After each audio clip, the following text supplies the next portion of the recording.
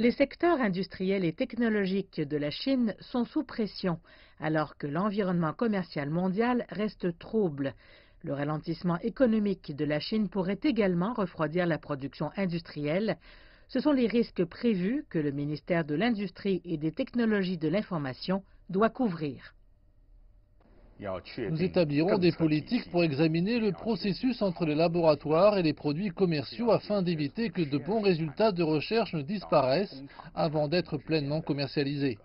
Nous aiderons également les provinces qui n'ont pas encore achevé le processus de réduction de leur capacité excessive à restructurer leurs économies. Globalement, nous allons continuer à simplifier les procédures administratives et à en ouvrir davantage. En 2019, la Chine réduira les taxes et les redevances imposées aux fabricants pour soutenir la production industrielle. En Chine, 90% des entreprises sont des entreprises privées et la majorité d'entre elles sont de petits joueurs. Elles ont besoin de politiques ciblées pour rester à flot dans le climat commercial mondial actuel. À l'avenir, davantage de mesures seront prises pour réduire les impôts du secteur manufacturier. Nous encourageons également les petites entreprises à se concentrer sur leur secteur primaire, à être les meilleurs dans ces domaines spécifiques et à ne pas s'étendre aveuglément à d'autres industries. Pour les secteurs de haute technologie, le réseau 5G est l'objectif principal du ministère. Nous autoriserons certaines régions à émettre des licences temporaires 5G.